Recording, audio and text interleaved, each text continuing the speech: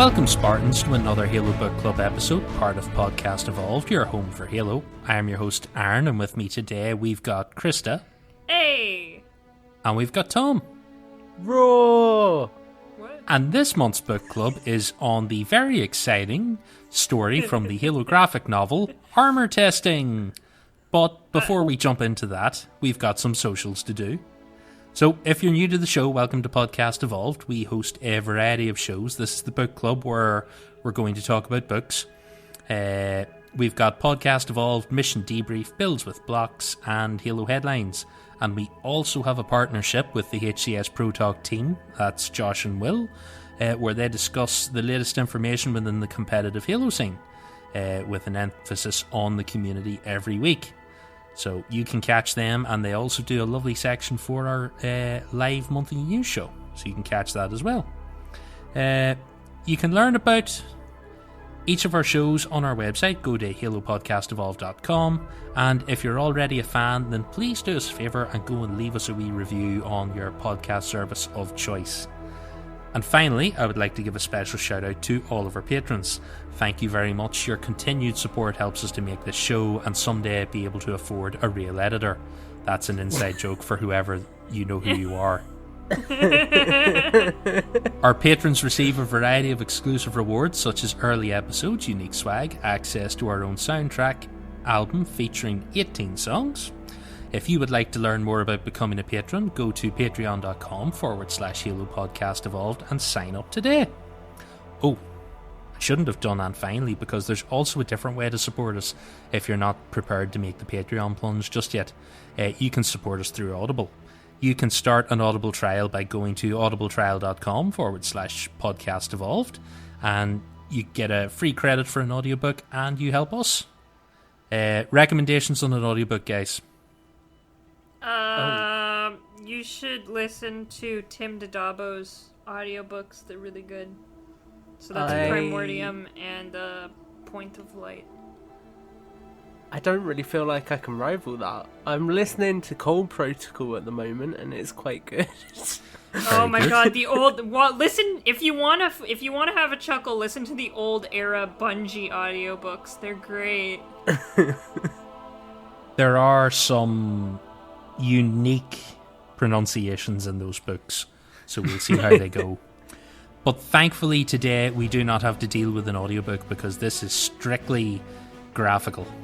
So I will run through these details, and then Tom's going to take us through the story, because Tom has notes prepared. Tom actually has notes for this. Which, as I go through the details of this story, you will admit that is a feat. Yeah. So, here we go. The title is Armor Testing. It is written and drawn by Ed Lee, Jay Faber, and Andrew Robinson. It was originally published by Marvel Comics and then is republished, or due to be republished, by Dark Horse. It's available in hardcover and paperback. It originally came out on the 19th of July 2006, and the re-release is scheduled for later this year on the 20th of September. It is 16 pages long, this story. And the summary goes as follows. Set before the events of Halo 2, Armor Testing tells the story of Maria-062, who tested the MJOLNIR Mark VI armor before it was handed over to John 117. Timeline pre-20th of October 2552 is the best I could figure out. It is just before the armory in Halo 2. The location is... I'm going to need some help here, because I don't have any experience pronouncing Korean names. It's on Earth. It's in Songnam, Gyeonggi Province, South Korea. So that's where the armor testing is taking place, and our main character is Maria-062. There is an unidentified captain and a team of 6 disposable Marines or ODSTs. Yep, Echoes 1 through 6. So, Tom, we're going to get into this. Yeah. Why? I have so many questions. So, the story of armor testing is pretty simple. It's just Maria testing the Master Chief's armor ahead of him getting it aboard Cairo Station. So throughout the story, you see Maria essentially doing a low altitude halo jump into a combat testing area. She goes through, puts the armor through its paces to some extent, and then ultimately returns to the UNSC base to hand it over to the captain. So as we say, 16 pages, pretty short, there's not too much that happens in it. I've noted down a few interesting little tidbits of detail, but before I dive fully into those, Krista, what's the one thing it's been throwing you off with this? Oh my god. So in some of the scenes, instead of just drawing in an environment and a ghost, it's just screenshots from Halo 3 and the Halo 3 ghost, and then they just drew the characters over it. So there's just like, I'm looking at the frame, I'm like, not all of this is drawn. This is a 3D environment. Oh, and that isn't just a ghost from the game. That's literally, they just put it in the frame. Okay, I see what you guys are doing. It was just like, oh my god. This is the crazy thing about it, because you pointed this out and I never thought about it, but this was made in 2006. Yeah. So some form of these assets existed long before... Halo 3 was 2007. Yeah. So it would have been around development time, I'd imagine. I wonder if this right. was the first glimpse of the Halo 3 ghost. This was actually the first teaser for Halo 3. I don't know. It's like, I'm deeply shocked that in my head 2006 feels like it was closer to like Halo 1 or 2, and that disturbs me greatly because I've lost all appreciation for time, apparently. Okay, this makes a little more sense. Aaron. yeah, I mean, the game released like a year and a half later, so it's not that crazy right. for them to be using the assets. Right, I'm a little less confused now, because in my head this is like around Halo 2, and I'm like, they had these assets back then? I don't know why I thought that. It's been a long week. It's okay, I understand. Still, the one that gets me is the skydiving one where she jumps out of orbit, and it looks like a weird rendered skybox, and she's drawn into it, and she looks kind of like like back in the 80s when you'd have an actor with a cartoon sidekick just behind the background, where she's just like shouting an actual Mark. like 3D rendered environment, and she's just like in there. And also, just if you haven't seen the art style of this comic, it's very thick lines and very cel shaded characters. There's not a lot of detail on them. They do look something like right out of basically a cartoon or something like that. So the art style, it does not fit well with 3D rendered environments at all. Krista, are you saying Maria is thick? She's thick as fuck, boy. I think one of the interesting things we pointed out with the ghost as well is the fact that you kind of see Maria dropping in, she scopes in on the ghost and what looks like an elite and a couple of jackals, and then we never see them again. So I was so confused. They turn into ODST. yeah. How did you guys interpret that? Are you assuming that they're just like targets that are set up on a live fire range, or is it some weird like rupture in time? I figure thought they're maybe dummies. she misidentified them as she was falling or something. 'Cause Yeah. if you look at that panel, they put a really nice blurry effect over everything on that panel as well. So Okay. I just assumed they're dummies, like they must be targets. Yeah. But you know, maybe they're props to make it seem better, because she thumps in and then she starts to attack the Marines, but it looks like on the very top of that panel, just above the elite targets, it looks like there might be something else waiting there. So I kind of assume these are props, or are they the other team? There's like Echo Team and Kilo Team. Did someone draw the short straw and have to cosplay as elites to get shot? those are very convincing costumes too. Yeah. I mean, it's possible, right? The one thing I do like is that she uses one of the Marines as a human shield and just picks him up and holds him sideways. Yeah. That's when I was confused, because it's like the Covenant you see the Covenant, and then the next panel is her picking this guy up and using him as a human shield. I'm like, wait, which side is this girl on? Oh, but what the fuck? There's the ghost in the background again. Yeah, and it's really weirdly, nice. it's leaning on one wing, which I don't get because there's no one driving it. It's just sitting, leaning on one wing. Okay, that maybe is done to imply that it is some kind of prop, possibly. And is that in the bottom panel on that scene, is that a wraith in the background? Maybe? There's something in Covenant Purple where she's saying sorry as she puts down the human shield. And it looks like it might be a wraith. Great. So, from the look of the building that she eventually fights ODSTs in, it looks like it's a firing range facility of some description. So I wouldn't be surprised if maybe the UNSC have got loads of like Covenant assets dotted around it just for them to practice on. So maybe they can see kind of what sort of damage something like an assault rifle would do to Wraith armor compared to, say, a Spanker. I could see that making sense, because you do that in the real world. The military have got training facilities that they use for that kind of stuff. Yeah, that is sort of what this is based on. So that might make sense then, that the ghosts and the wraiths and the rest of it are all just props.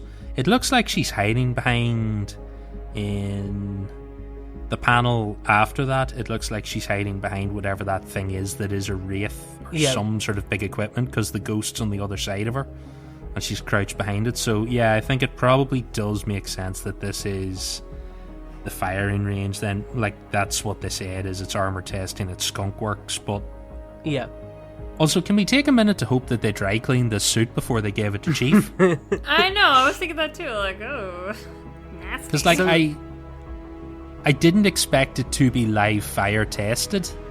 Yeah. Well, it's paintball tested, but still. Yeah, it does get quite a grilling. It's cool you mentioned Skunkworks, actually, because that's the first note that I made, which is the fact that they say that this is inspired by real-life Lockheed Skunkworks, and I thought that was really cool, because the Lockheed Skunkworks in particular really tie into kind of Halo as a theme. So Lockheed, those skunkworks are based at Area 51, or at least part of them are, which obviously we all associate with aliens. And they worked on the stealth Black Hawk that was used in the raid to get Osama bin Laden. So I find it quite cool that that almost ties into kind of in the Halo universe what Oni and obviously the people working on Project Mjolnir would be doing. It's just kind of a nice piece of real world reference material there, I think. See, I came prepared, guys. Why do you know so much about the American military, Tom? Because I'm part of it, Krista. Moving on, it was also... I have questions. I'm not, to clarify.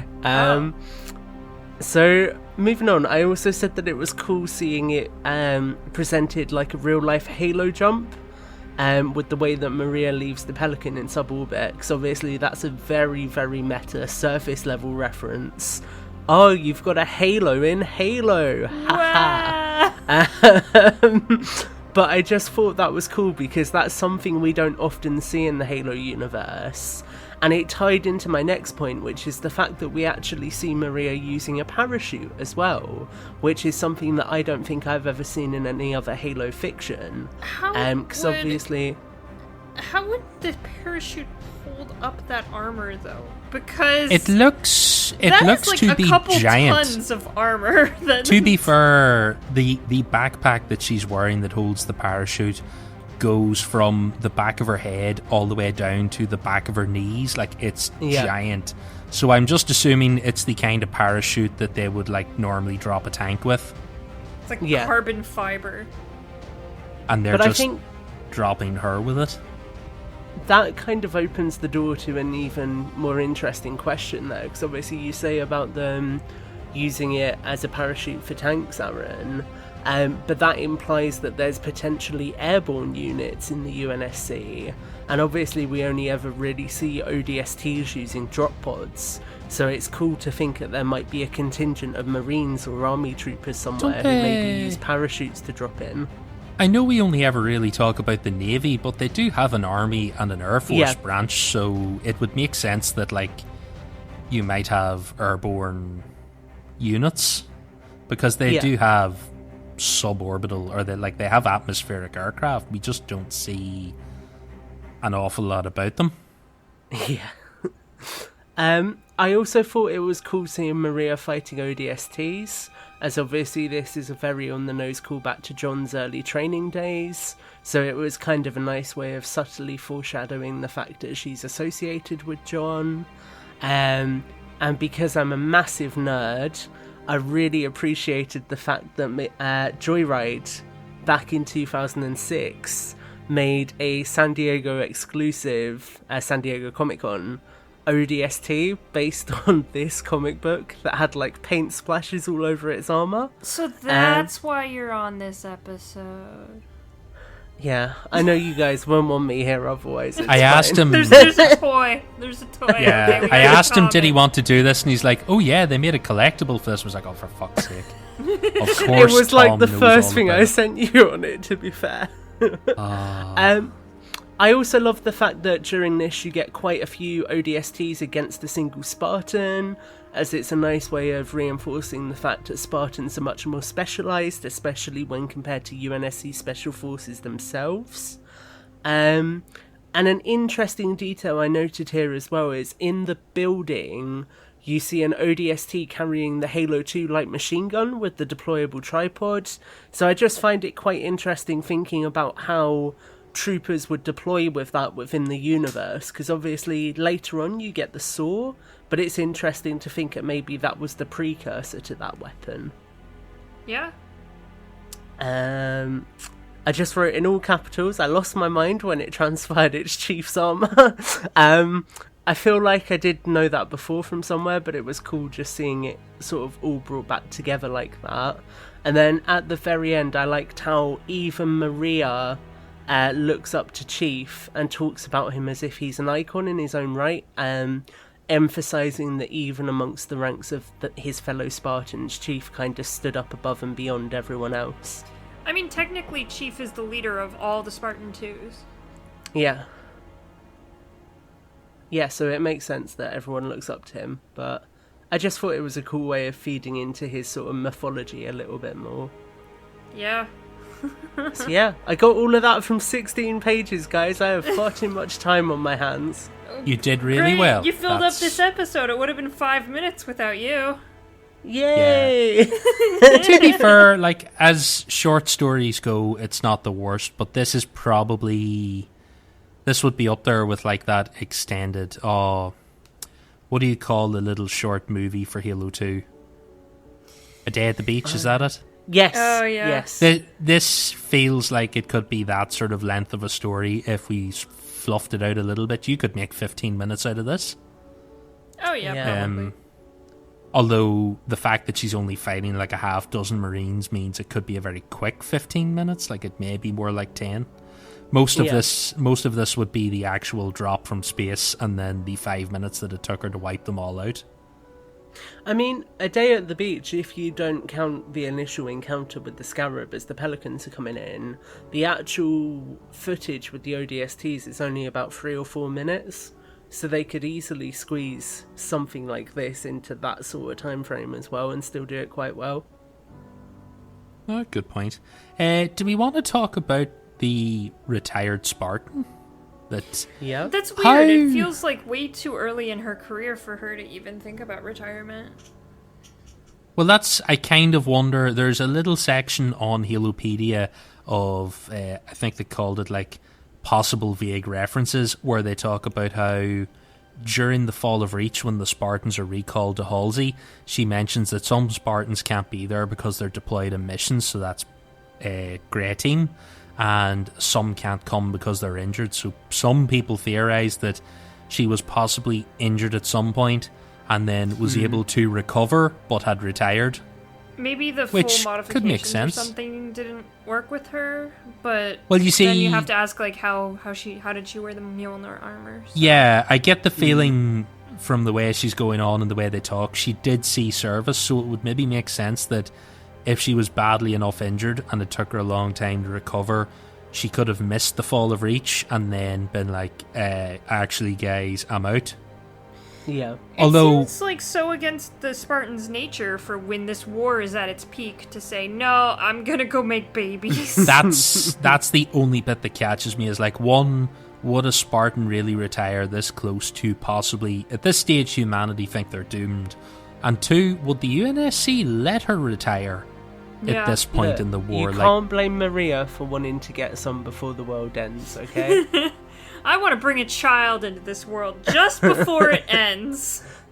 That's like the only thing. But I have always wondered like who tests the armor, because there has to be a Spartan out there. Like now it's a bit easier because you've got Spartan 4s, but like to test new Spartan 2 armor, you still need a Spartan 2. So like it kind of makes sense that they have a retired Spartan 2 or a reserve, but that was just the two things that stuck out to me with that was this close to the events of Halo 3. Like they really are at the stage where they've, they're falling back to Earth, Reach has fallen. Like, as far as they're concerned, this is the end of humanity. Yeah. So the fact that they would let her walk out. It's strange. In her dialogue, she's not overly, right at the end, she's not overly opposed to seeing more active duty, is she? So I wonder if maybe they were setting up to do something else with her at some point and tell a different story. Well, she probably would be brought back in because she's a reservist. Like, once Earth is attacked, she would probably see combat of some description, but I just find it odd that she got that far. But I suppose maybe if she was badly enough injured and if it took her long enough to recover, maybe she was... I don't know, medically discharged, but I don't know if you'd be allowed to be a reserve then. So it's a little peculiar, but like we've seen stranger things in Halo that we fuzz over, so like, I can We're just gonna forget this ever happened. Look, it establishes the fact that Chief can fall from space and be alright. Although she had a parachute, but still. Although so the Halo one 3, thing... Perfect. Her superhero landing looks like she's about to go potty because she lands in a squat instead of the standard superhero pose. So I mean, technically they have built-in, thingies, so they can go potty at any time. That was the one thing I thought, is that is not the most superhero landing she could have done. Yeah, she could have nailed it better. Right, I don't really think there's anything else we can pull from this, is there? It's I mean, I can give it a go. I can read it again and make some more notes. I think we're good. You've done us proud. Yeah, no, there's nothing else. The only other person in it's the captain. He doesn't have a name. So and he's probably dead in modern day Halo fiction, so he really doesn't matter. Yep. Once you die, you just don't matter anymore. He does look kind of old, so I'd imagine that's him. Alright. Plot twist, it's meant to be Lord Hood. Look, I blew someone's mind the other day with the fun fact that Krista gave me the last time, that Johnson was older than Hood and they just couldn't get over it. Yeah. Johnson's like 84, and Hood's like maybe 70-something. It's crazy. No, Hood's only like 60-something. He's not even that old, I don't think. Damn, he's wrinkled as fuck. Holy shit. I've seen 60-year-olds that look nice. He looks terrible. He's born in 2490, so that would make him 70 now. I was thinking maybe around the Halo 3 times that makes him 60. But yeah, he's about 70 now, and at the time I think Johnson died, he was like... Johnson was 70-something and Hood was 60. It's crazy. Hood's like an old 60. Johnson just never ages. He's just... The problem is, he's in cryo all the time, going from mission to mission, so it looks like he's in his, 30s, 40s? Yeah, Johnson... Well, to be fair, Johnson looks a lot younger in Halo 2 Anniversary, so, they were kind to him there. I mean, he still has, he has a little crow's feet and stuff like that, so I would say, 30s. Like your skin starts aging at 25. So when you see any kind of wrinkles, it's probably Oh someone yeah, over I've got 25. 3 years. Yeah. It's all good. You better start getting some retinol up in there. Come on. I have one piece of trivia for this that was on Halopedia, and that is that Maria-062 is the first Spartan 2 whose face was visually depicted in official Halo media. That's crazy. Jeez. So, the first Spartan with no helmet. And it's to her. Ooh, okay. To be fair, they could do something more with this character. There's potential there. Yeah, I Yeah. mean, she's around, so... I could having see her babies. being on, I can't remember the name of it, but the station that Leonidas is the AI for. It would make sense for her to be stationed there. With, like, June? Yeah. I was thinking either that or Requiem seemed like the two places where you would put a retired asset Maybe like on board that. the Infinity in the Spartan Bay. Too close to being active. I don't think... I get the feeling she would be a family person if you had her in Yeah. her family on Requiem, or not Requiem. Just bring the kids to the Trevelyan. Infinity. Nothing will go wrong. No, that never we just crashes and crashed. blows up. Man, this is the third crash this month. Wow. No, you definitely don't take kids on the Infinity.